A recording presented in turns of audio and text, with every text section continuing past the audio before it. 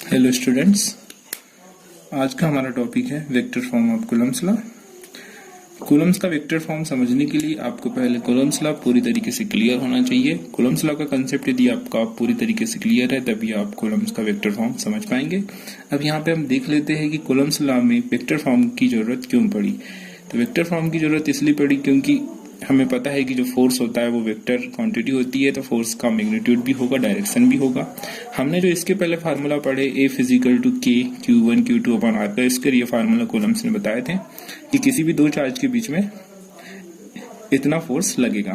तो ये जो फार्मूला ये सिर्फ फोर्स का मैग्नीट्यूड बताता है, ना कि डायरेक्शन बताता है। मतलब इससे हम डायरेक्शन पता नहीं कर पाते क्योंकि फोर्स एक वेक्टर क्वांटिटी है। तो यहाँ पे हमको फोर्स का डायरेक्शन भी पता होना चाहिए और मैग्नीट्यूड भी पता होना चाहिए। तो दोनों को एक साथ जब हम किसी फार्मूले में लिखेंगे तो उसको इस तरीके से लिखेंगे, फोर्स के ऊपर वेक्टर क्वांटिटी इसलिए एरो का साइन लगेगा, इजिकल टू के Q1 Q2 अपॉन R का स्क्वायर इनटू यूनिट वेक्टर।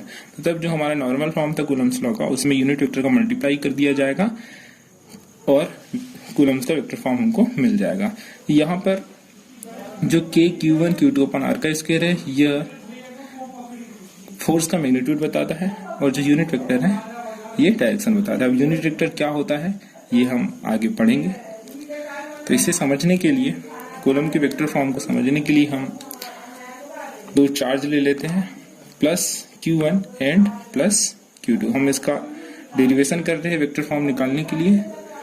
तो यहाँ पर प्लस Q1 एक चार्ज है, दूसरा चार्ज है प्लस Q2, दोनों r डिस्टेंस पर प्रेजेंट है। Q2 Q1 पर फोर्स लगा रहा है F12, मतलब इसको हम बोलेंगे force on first charge due to second charge, जिसका डायरेक्शन ये है। Q1 Q2 पर फोर्स लगा रहा है जिसे हम बोलेंगे F21, force on second charge due to first charge, जिसका डायरेक्शन ये है। अब Q1 Q2 का हमको पोजीशन वेक्टर पता होना चाहिए। तो यहाँ पर हम लिख लेते हैं, ये सारे टर्म आपको समझ में आना चाहिए। पोजीशन वेक्टर ऑफ Q1, तो Q1 का मतलब ये किस ओरिजिन से किस पोजीशन में है, तो उसके लिए हमने एक पोजीशन वेक्टर लिए। तो position vector of Q1 is equal to हम मान लेते R1। वैसे ही position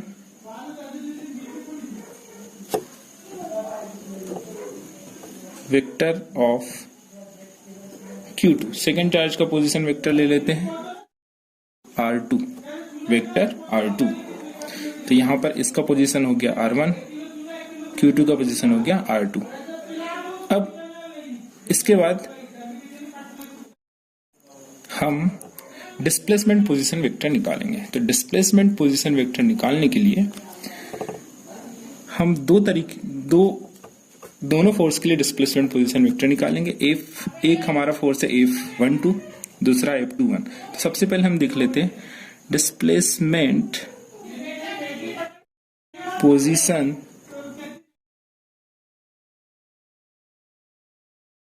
vector of F21। F21 के लिए पोजीशन वेक्टर हम निकाल रहे हैं, ये F21 है। तो F21 का डायरेक्शन हमें पता होना चाहिए, इस डायरेक्शन में F21 है, तो इसी डायरेक्शन में हम डिस्प्लेसमेंट पोजीशन वेक्टर निकालेंगे। तो इस डायरेक्शन में ये जो मैं अभी बताने वाला हूँ, जो कंसेप्ट, ये अच्छे से पता होना चाहिए क्योंकि इसमें बहुत ज्यादा कंफ्यूजन होता है, क्योंकि हर बुक में अलग अलग लिखा रहता है। तो F21 के डायरेक्शन में जो डिस्प्लेसमेंट पोजीशन वेक्टर होगा वो इस डायरेक्शन में होगा, क्योंकि F21 का डायरेक्शन ये है। तो डिस्प्लेसमेंट पोजीशन वेक्टर का भी डायरेक्शन यही रहेगा। तो जब हम डिस्प्लेसमेंट पोजीशन वेक्टर निकालते हैं तो हम final position minus initial position करते हैं। जब भी आपने डिस्प्लेसमेंट का फार्मूला पढ़े हैं, डिस्प्लेसमेंट इज इक्वल टू होता है final position minus initial position. तो यहाँ पर आप ध्यान रखिएगा कि Q2 ये यहाँ पर फाइनल पोजीशन है और इसकी पोजीशन हमने क्या माने थे, वेक्टर R2। तो final position vector R2 position vector है ये, माइनस इनिशियल पोजीशन ये थी वेक्टर R1। अब यहाँ पर आप कंफ्यूजन आइएगा, यहाँ पर हमने लिए वेक्टर R2 माइनस R1 क्यों लिए, क्योंकि हमको पता है कि जब हम displacement position vector of F21 मतलब F21 का जब हम डिस्प्लेसमेंट पोजीशन वेक्टर निकालेंगे तो हम फार्मूला यूज करेंगे final position vector minus initial position vector, क्योंकि फोर्स का डायरेक्शन ये है तो इस डायरेक्शन में हम जब लेंगे डिस्प्लेसमेंट पोजीशन, इसी डायरेक्शन में जब हम निकालेंगे तो ये होगी फाइनल पोजीशन और ये होगी इनिशियल पोजीशन। तो यहाँ पे आप कंफ्यूज ना होइएगा। फाइनल पोजीशन इसकी हमने माने थे Q2 की पोजीशन थी R2 इसलिए R2, और इनिशियल पोजीशन थी Q1 की R1 इसलिए R2 माइनस R1। अब इनका जो मैग्नीट्यूड होगा ये वेक्टर R2 माइनस R1 यह R21 के इक्वल होगा। तो यहाँ पे कहीं कहीं हम जब वेक्टर फॉर्म पढ़ते हैं तो R21 लिखा होता है, मतलब जो डिस्प्लेसमेंट पोजीशन वेक्टर F21 का निकाले वो R21 के फॉर्म में लिखते हैं, तो इसमें भी आप कंफ्यूजन ना होइएगा। कहीं कहीं पर R12 भी लिखा होता है, वेक्टर R12 भी लिखा रहेगा। तो ये अलग अलग राइटर अलग अलग टाइप से लिखते हैं, लेकिन उसमें कंफ्यूजन होता है, इसलिए मैंने इस तरीके से बताया। आप इसे ध्यान रखिएगा और कंफ्यूज ना होइएगा। अब यहाँ पे हम देख लेते हैं कि F12 का पोजीशन डिस्प्लेसमेंट पोजीशन वेक्टर क्या है। तो यहाँ पे डिस्प्लेसमेंट पोजीशन वेक्टर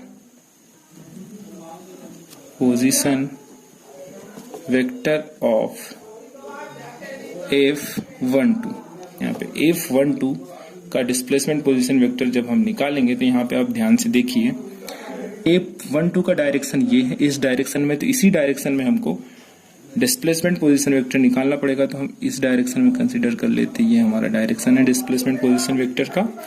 और यहाँ पर मैंने पहले ही बताया था कि डिस्प्लेसमेंट पोजीशन वेक्टर का फार्मूला होता है final position vector minus initial position, मतलब हमको final position minus initial position करना है। तो फाइनल पोजीशन अब Q1 की रहेगी क्योंकि फोर्स इस डायरेक्शन में है, तो ये इनिशियल पोजीशन और ये फाइनल पोजीशन।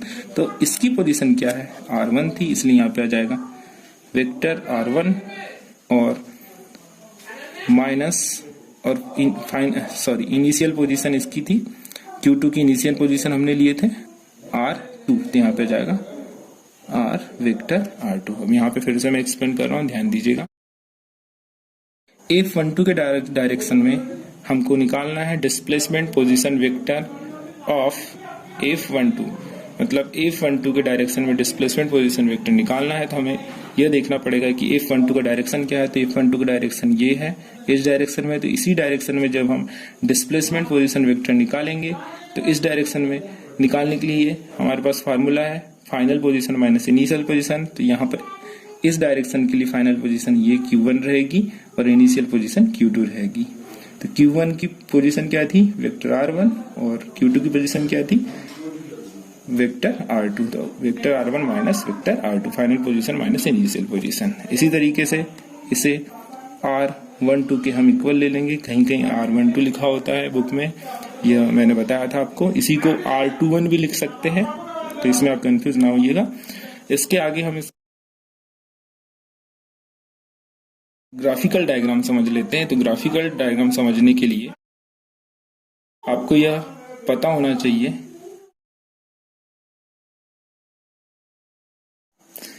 कि हम ग्राफिकल रिप्रेजेंटेशन कैसे करते हैं। तो इसे ग्राफिकल रिप्रेजेंटेशन करने के लिए हमने यहाँ पे एक ग्राफ बनाया है।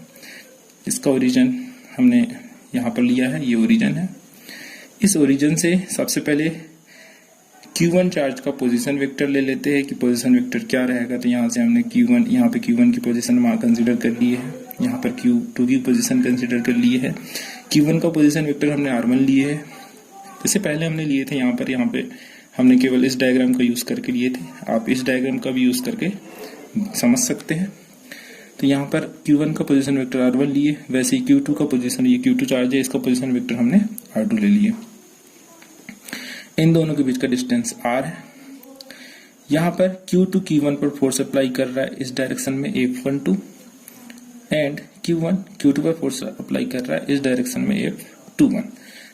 अब यहाँ पर हम F12 के डायरेक्शन में, F12 का डायरेक्शन ये है, तो इस डायरेक्शन में हम डिस्प्लेसमेंट पोजीशन वेक्टर निकालेंगे। तो डिस्प्लेसमेंट पोजीशन वेक्टर इस डायरेक्शन में हमको निकालना है, यहाँ पे मैंने लिया हूँ इस डायरेक्शन में, ये F12 के डायरेक्शन में है। तो डिस्प्लेसमेंट पोजीशन वेक्टर यहाँ पे Q1 की पोजीशन है R1, तो यहाँ पर हो जाएगा R1 vector R1 minus vector R2। तो यहाँ पे आप कंफ्यूज ना होइएगा, जैसे हमने पहले किए थे वैसे ही किए जैसे यहाँ पर हमने किए। Final position minus initial position, तो यहाँ पर F12 के लिए निकाले हमने। F12 कहाँ है, ये F12 है, तो इसके लिए ये डायरेक्शन हमने लिए थे, R1 माइनस R2 लिए थे। वैसे ही इस डायग्राम के थ्रू समझने के लिए हमने यहाँ पर इस डायरेक्शन में लिए है, F12 के डायरेक्शन में, और इस डायरेक्शन में जो Q1 है उसकी फाइनल पोजीशन है और Q2 की इनिशियल पोजीशन है। तो यहाँ पर आ जाएगा final position minus initial position, मतलब vector R1 minus vector R2। इसी को हम वेक्टर R1 भी लिख सकते हैं, एक वेक्टर R12 भी लिख सकते हैं। ठीक है, इसके बाद अब F21 का position vector, displacement position vector निकाल लेते हैं। तो F21 का डिस्प्लेसमेंट पोजीशन वेक्टर निकालने के लिए हमने ये डायरेक्शन लिए है, क्योंकि ये F21 के डायरेक्शन में है। तो इस डायरेक्शन में जो फाइनल पोजीशन हम लेंगे वो Q2 की रहेगी, और Q2 की पोजीशन क्या है, R2। तो vector R2 minus vector R1, और ये किसके बराबर होगा, वेक्टर R21 के बराबर रहेगा। तो ये आप ध्यान रखिएगा। ये डायग्राम यदि आपको समझ में आ गया है और ये कंसेप्ट पूरा क्लियर यदि हो गया है तो आपको कूलम का वेक्टर फॉर्म निकालने में कोई भी प्रॉब्लम नहीं जाएगी। अब सारी बातें हमको पता चल गई है। हाँ, एक और बात, यहाँ पे आपको एक और बात पता होना चाहिए, एक और कंसेप्ट। यहाँ पर जो R है, R का मैग्नीट्यूड R क्या है, Q1 Q2 के बीच का डिस्टेंस है, यह इक्वल होगा वेक्टर R21 के एंड वेक्टर R12 के, तीनों एक दूसरे के इक्वल होंगे, इनके मैग्नीट्यूड के इक्वल होगा, ये ध्यान रखना। ये मैग्नीट्यूड, तीनों का मैग्नीट्यूड आपस में इक्वल रहेगा। वेक्टर R का magnitude is equal to vector R21 का magnitude is equal to vector R12 का मैग्नीट्यूड। मतलब यहाँ पे R21 की जगह हम ये फॉर्म भी लिख सकते हैं, R2 माइनस R1। तो इसका आप ध्यान रखिएगा। अब इसका हम वेक्टर फॉर्म निकालते हैं। तो वेक्टर फॉर्म निकालने के लिए सबसे पहले हम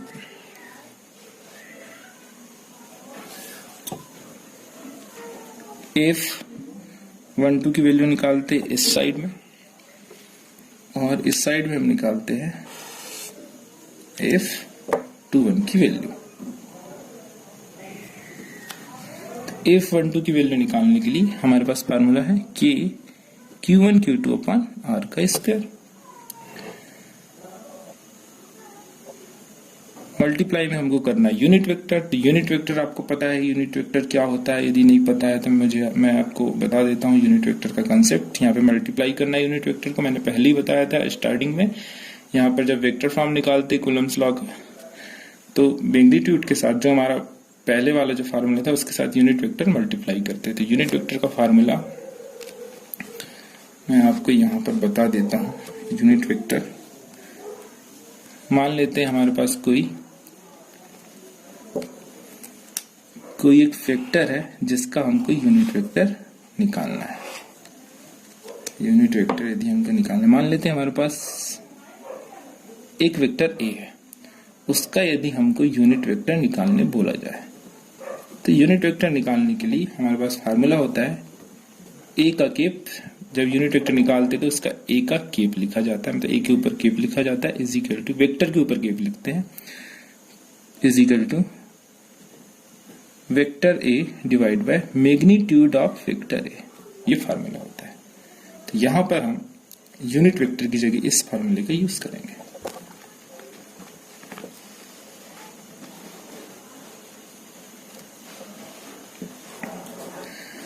यहां पर जब हमने फार्मूला निकाले है F12 इज इक्वल टू हो जाएगा के Q1 Q2 अपॉन R का स्क्वायर, इसके साथ हम मल्टीप्लाई करेंगे यूनिट वेक्टर का। तो यूनिट वेक्टर किसका निकालेंगे, F12 के डायरेक्शन में जो डिस्प्लेसमेंट वेक्टर हमने निकाले थे। तो F12 के डायरेक्शन डिस्प्लेसमेंट वेक्टर, अच्छा मैंने यहाँ लिखा नहीं हूँ, यहाँ पर डिस्प्लेसमेंट वेक्टर लिख देता हूँ।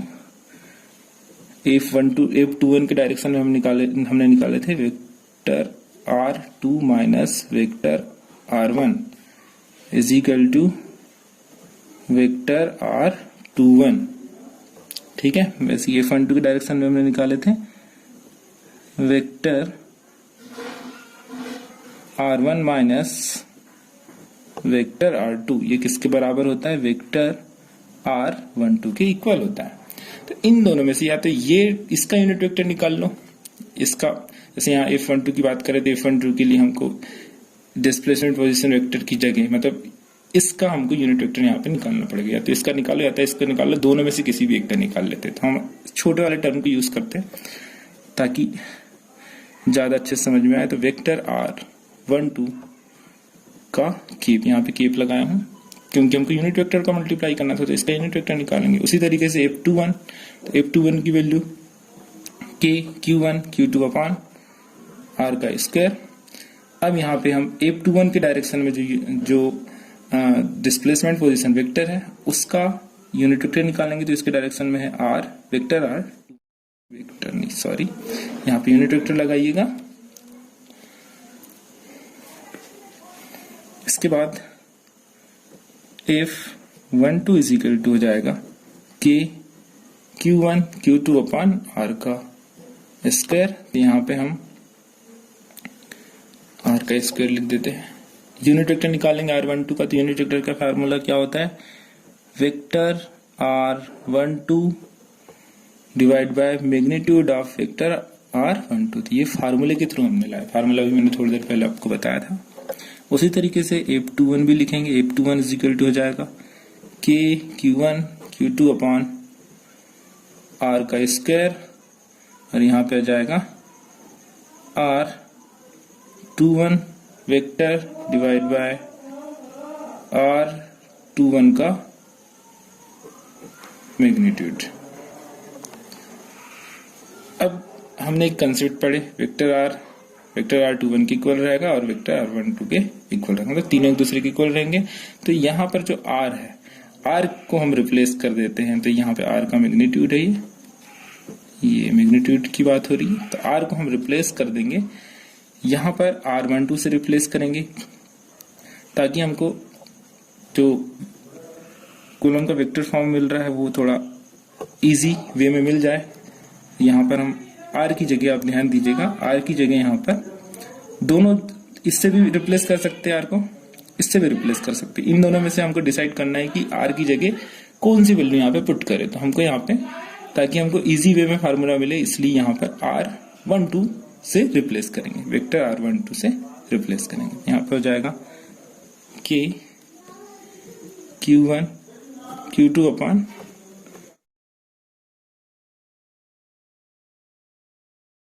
वेक्टर R12 का मैग्नीट्यूड का स्क्वायर, मल्टीप्लाई में रहेगा R12 vector R12 divide by magnitude of vector R12। इसी तरीके से यहां पर भी हम करेंगे।